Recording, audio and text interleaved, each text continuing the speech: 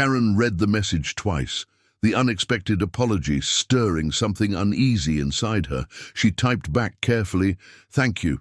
We both have roles to play." It wasn't forgiveness. Not yet. But it was a step. As she dressed, her thoughts raced. The project depended on more than just funding. It needed allies, understanding, a shift in how things were done. At the office, Karen found the elevator packed with familiar faces. She caught Jamal's eye, a quick nod, a silent promise. When the doors opened, the air inside the boardroom was thick with anticipation. The senior manager cleared his throat. "We've reviewed your amended proposal." Karen's heart tightened. "Some changes," he continued. "Unnecessary." She held her breath. "We want to give you a chance," he said, voice softer now, a flicker of hope, quickly tempered by caution. Karen nodded slowly. "Thank you." Jamal smiled faintly from across the room. The meeting resumed, but Karen felt a quiet shift, a door slightly ajar. The days that followed were a slow unraveling. Karen moved through the office corridors with quiet purpose, each step measured, but firm. The undertones of the past weeks lingered like shadows, but she refused to let them define her. One afternoon, as she reviewed project documents in a small conference room, the door opened quietly. Marcus, her mentor, stepped in, his eyes carrying the weight of experience and concern. "How are you holding up?" he asked softly, pulling a chair beside her. Karen looked up, exhaustion clear but resolve unbroken. "It's harder than I thought. Not just the work, the looks, the silence." Marcus nodded. "The subtle things cut deep. They test your patience and your spirit." She sighed. "Sometimes I wonder if I'm enough." Marcus's gaze was steady. "You are, and they know it, whether they admit it or not." A pause. "Remember," he said, "your voice is a tool, not a weapon. Power doesn't always come from raising it." Karen considered this, the quiet strength in his words settling like a balm. Suddenly the door cracked again. Jamal peeked in, face flushed. "Karen, you need to see this." They followed him down the hall to the lobby, where a small crowd had gathered around a bulletin board. Pinned there was an article, a feature in the company newsletter. The headline read, "Intern leads initiative for community investment." Karen scanned the words, her name, her work. The crowd murmured approval. Marcus smiled. "See? Change starts in moments like these." Karen felt a swelling inside, a fragile bloom of hope. She turned to Jamal. "We're making them listen." He nodded, eyes bright, one step at a time. The next morning, Karen arrived early. The office was still quiet, the hum of fluorescent lights the only sound. She settled at her desk, opening her laptop, eyes scanning the overnight emails. Most were routine, but one caught her attention, an invitation to present her project. Updates to the executive committee. Her breath hitched. This was no small step. The executives held real power, the kind that could change everything, but it also meant standing in a spotlight she hadn't asked for. She glanced at the calendar. The meeting was scheduled for the end of the week. Jamal stopped by her desk. "Big day coming up," Karen nodded. "Feels like a test." He smiled softly. "It is, but you're ready." Over the next few days, Karen prepared meticulously. Every slide, every point, every possible question, but the deeper challenge was the silence she felt around her. Unspoken doubts, invisible walls. On presentation day, the room was packed. Executives in suits, their eyes sharp, faces unreadable. Karen stood at the front, heart steady but pounding. She clicked through her slides, her voice clear but calm. She spoke of community needs, economic impact, long-term sustainability. Questions came, some sharp, others skeptical, but Karen answered each with quiet confidence. Halfway through, she noticed the senior manager's gaze soften, a nod almost imperceptible. When she finished, silence hung in the air. Then, one by one, hands raised with questions and comments, some challenging, others surprisingly supportive. The meeting stretched on, but Karen held her ground. As the session ended, the head of the committee spoke. "We appreciate your dedication and insight, Karen. This project has potential. We will consider your recommendations seriously." Karen's lips curved into a small smile.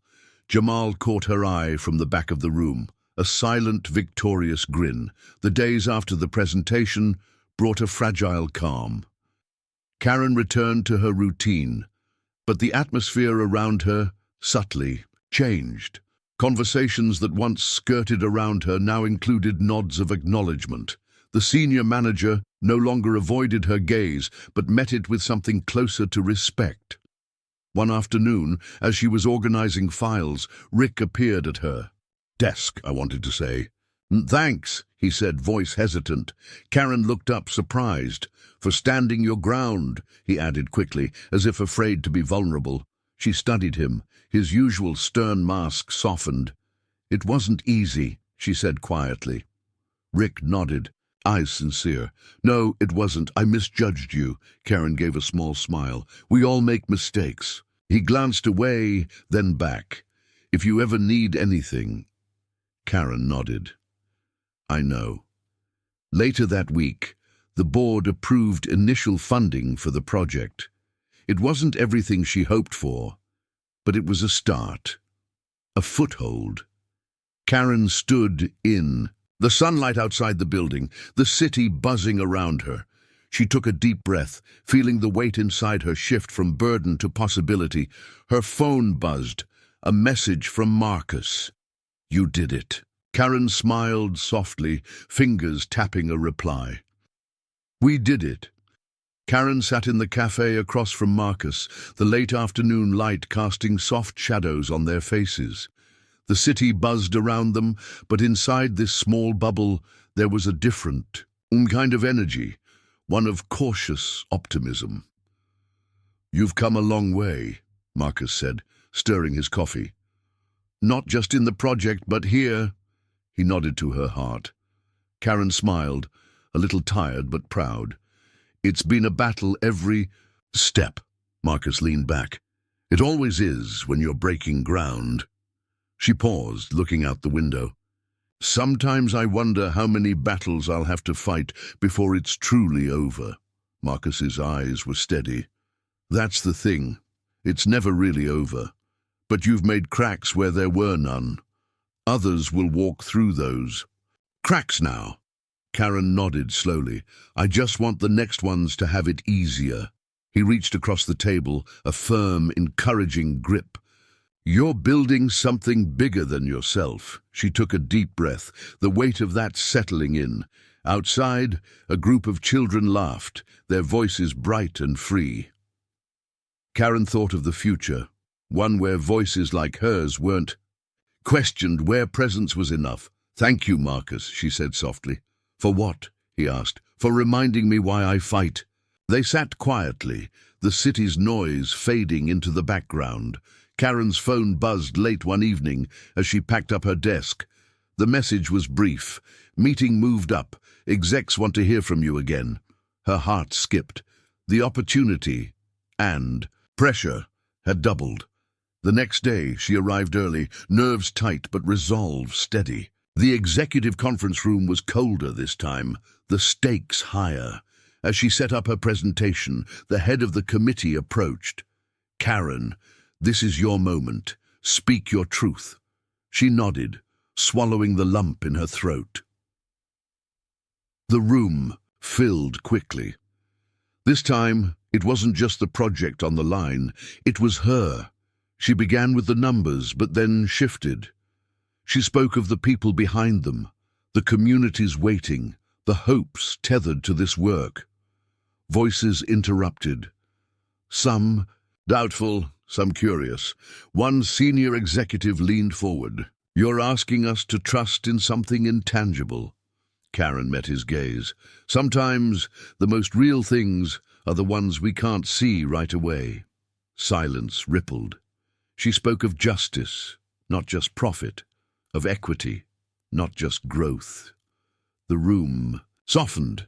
The stern faces began to show cracks of understanding. When she finished, the head of the committee stood.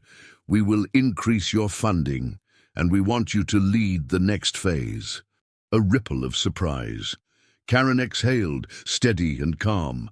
Jamal's smile from the back said it all. The room emptied slowly, murmurs filling the air like a soft current. Karen gathered her things with steady hands, the weight of the day pressing lightly. Now, but still present, as she reached the door, the senior manager caught her arm gently. "Karen," he began, voice low and sincere, "I underestimated you." She met his eyes, a quiet acknowledgement passing between them. "It's time we rethink how we see talent," he continued. "You've opened my eyes." Karen nodded, feeling a strange mix of relief and resolve. Outside the building, the sky was painted with the colors of dusk, warm, hopeful. Jamal joined her on the steps, offering a fist bump.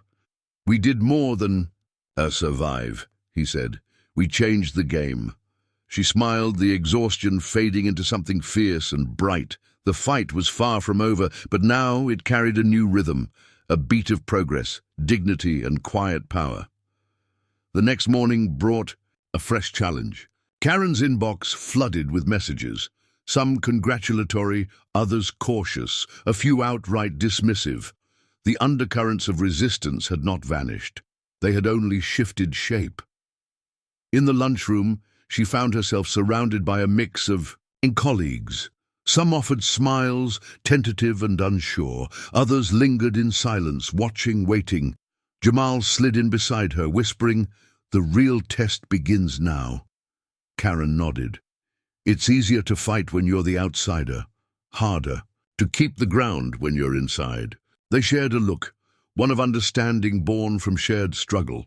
Later, in a meeting about project implementation, Karen noticed subtle pushbacks, suggestions to delay, questions about her authority, veiled doubts. She met each calmly, responding with facts, empathy, and quiet firmness.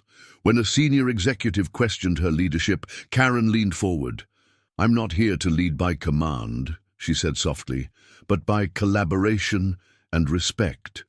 The room shifted. The tension thinned. Jamal caught her eye across the table, a nod of encouragement. Karen breathed in. This was more than a project now. It was a movement, a slow, steady change rising beneath the surface. The office lights flickered low as Karen stayed late, her fingers tracing the edges of a report she was finalizing. The quiet was different now, less oppressive, more charged with possibility. Jamal leaned against the doorway, watching her. "You still pushing through?" Karen looked up, tired but unyielding. "Someone has to." He nodded slowly. "It's not just about you anymore." A small smile tugged at her lips. "No, it's not." Outside, the city pulsed with life, unaware of the battles fought within glass towers. Karen's phone buzzed. A text from Marcus. "Remember to take care of yourself. The fight needs you whole." She stared at the message, the weight of the reminder sinking in. She typed back, "Simple, trying." A pause. She shut the laptop, stood and stretched. The road ahead was long, but for the first time it felt possible. The morning meeting buzzed with a new energy. Karen sat confidently at the table, papers organized, voice steady. The executives were attentive, leaning in to listen, some exchanging approving glances. A senior director asked, "Karen, how do you handle resistance within your team?"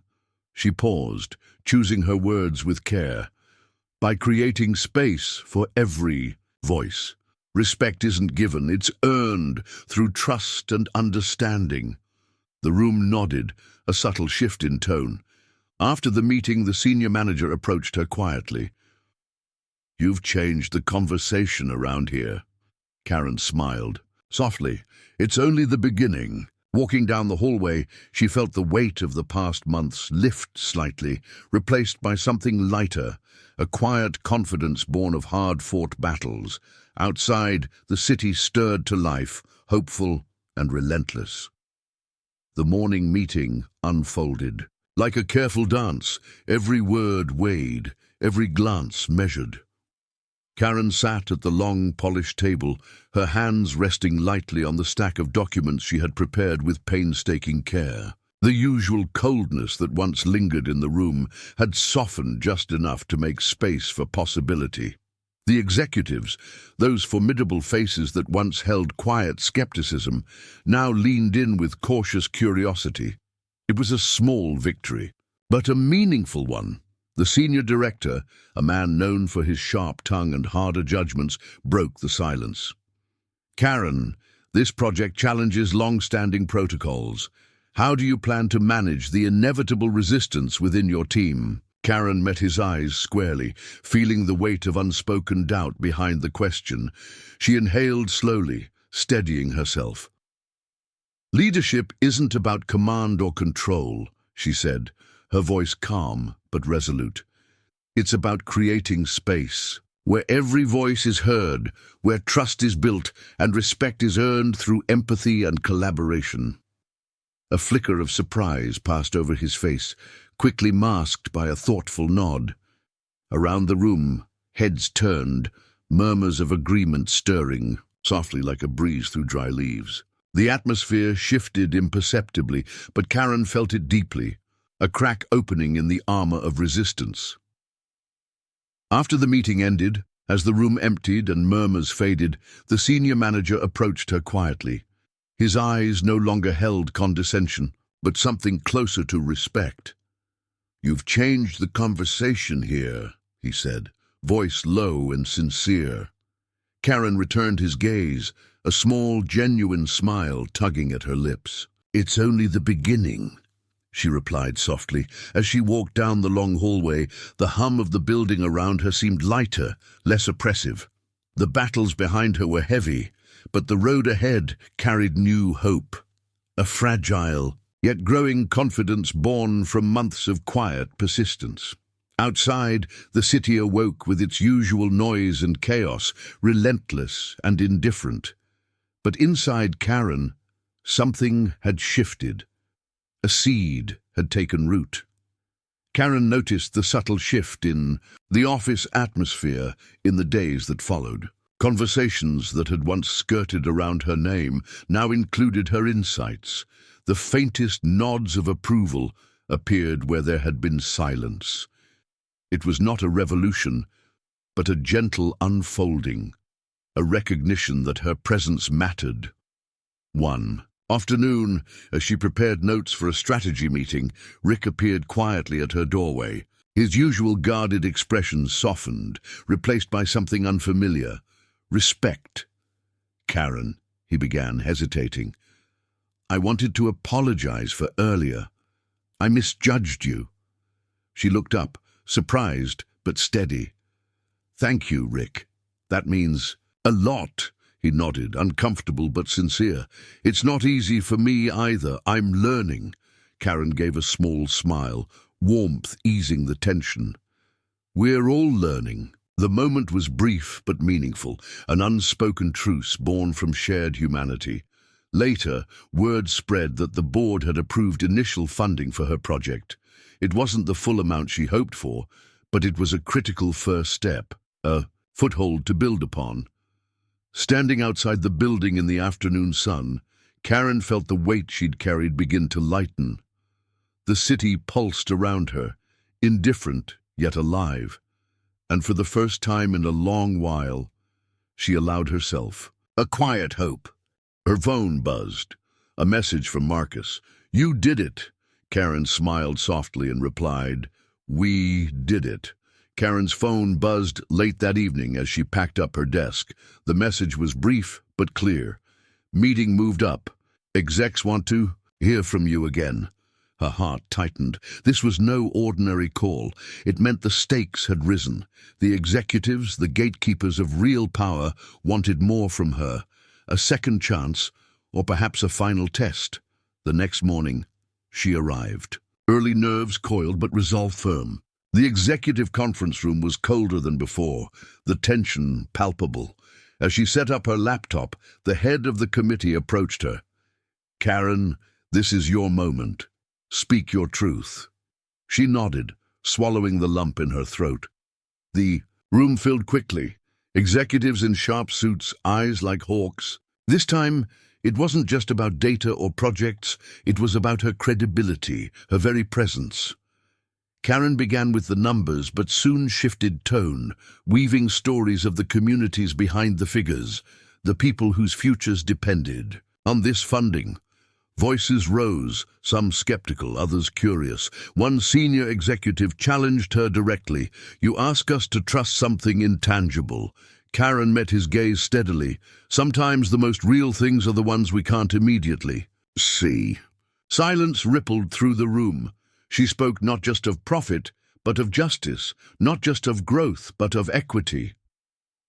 The stern faces softened. The cold walls felt less imposing. When she finished, the head of the committee stood. "We will increase your funding, and we want you to lead the next phase." Surprise flickered across faces. Karen exhaled slowly, steady. Jamal's smile from the back said it all. Victory earned, not given. The late afternoon sun cast long shadows across the city skyline, painting the glass towers gold and crimson. Karen stood outside the building, the weight of the past months pressing gently but firmly against her chest. The air was thick with possibility, and the faint echo of battles fought, lost, and won. She took a deep breath and looked up. For a moment, the city felt like a vast, unyielding machine, indifferent and relentless. But within it, she had carved a space she was determined to protect. Her phone buzzed softly in her hand. A message from Marcus. "Proud of you. Remember, this is just the beginning." Karen smiled, the corners of her lips trembling, not from weakness, but from the rawness of everything she'd endured. She thought back to the first day, the door chime that seemed to mark not just an entrance, but a gauntlet. The cold eyes, the silent judgments, the suffocating doubt masked as protocol, the security guard's grip on her arm, the heavy weight of assumptions she never asked to carry, all of it led here. But this moment wasn't about the fight anymore. It was about the fragile, powerful thing that grows when you refuse to be invisible. Inside the building, the hallways hummed with life. She walked steadily through them, heads turning, some with respect, others with the faintest trace of surprise. She passed the senior manager, who nodded subtly in acknowledgement. The same man who once dismissed her had learned to see her as more than an intruder. In the conference room, her team gathered, faces bright with anticipation and trust. Jamal caught her eye, offering a quiet fist bump. She returned it with a steady smile. The project was officially underway, funding secured, plans set in motion. But more than that, something deeper had shifted. Karen sat at the head of the table, not as an outsider, but as a leader. The room listened as she spoke, her voice calm but firm, layered with the weight of experience and the lightness of hope. She spoke of equity, of justice, of community, voices rising after too long in silence, of breaking cycles not with anger, but with persistence, of power redefined, not taken by force, but claimed through dignity. Her words weren't just rhetoric, they were a promise to herself, to those who had come before her, to those who would follow. After the meeting, Karen stepped outside onto the terrace. The city stretched below, a sprawling mosaic of lives, struggles, and dreams. She closed her eyes and let the breeze wash over her. Memories surfaced, the sharp sting of rejection, the long nights of doubt, the quiet moments when she almost gave up, but she hadn't, because somewhere inside, beneath the exhaustion and pain, was a truth too strong to ignore. She opened her eyes, looking out at the horizon where the sun dipped low. The fight was far from over. Injustice still lingered, subtle and stubborn, but Karen had learned something essential. Power was not just in changing the world, it was in changing the way the world saw her, and that change, quiet but unstoppable, was already happening.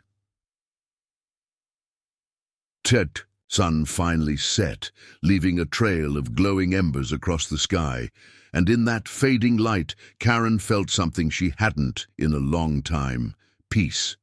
Not because the battle was won, but because she had found her voice, and with it, the power to keep fighting without losing herself.